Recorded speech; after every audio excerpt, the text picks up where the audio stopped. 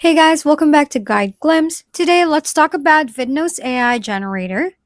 Vidnoz AI Generator is an AI-powered tool designed to help content creators, marketers, and businesses create videos quickly and efficiently, even without extensive technical skills.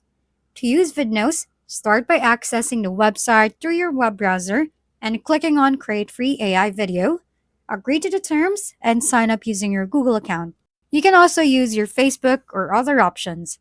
Once logged in, browse through the categorized templates and select one that fits your needs. Previewing it before making a choice. And the editing interface, enter your text or script and customize it by adjusting the size, font, and color. You can then upload images or video clips or select from Vidno's royalty-free media library, adjusting the placements and effects of your media elements. Add background music from the library or upload your own audio, and adjust the volume as needed.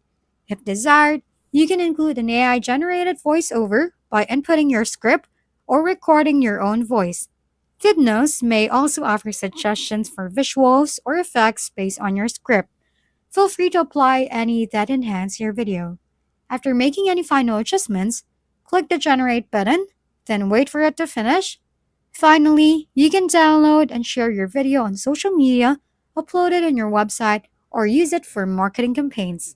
For the best results, experiment with different templates, utilize all editing options for full customization, and aim to keep videos short and engaging for better performance. Additionally, it is important to ensure that they have the rights to any media they upload and to be aware of licensing agreements for any music or assets provided by the platform. As a web-based tool, a stable internet connection is necessary for optimal performance and smooth generation. Happy video creating! Once again, thank you for watching. This has been Guide Glimpse. Don't forget to like, share, and subscribe for more how-to videos.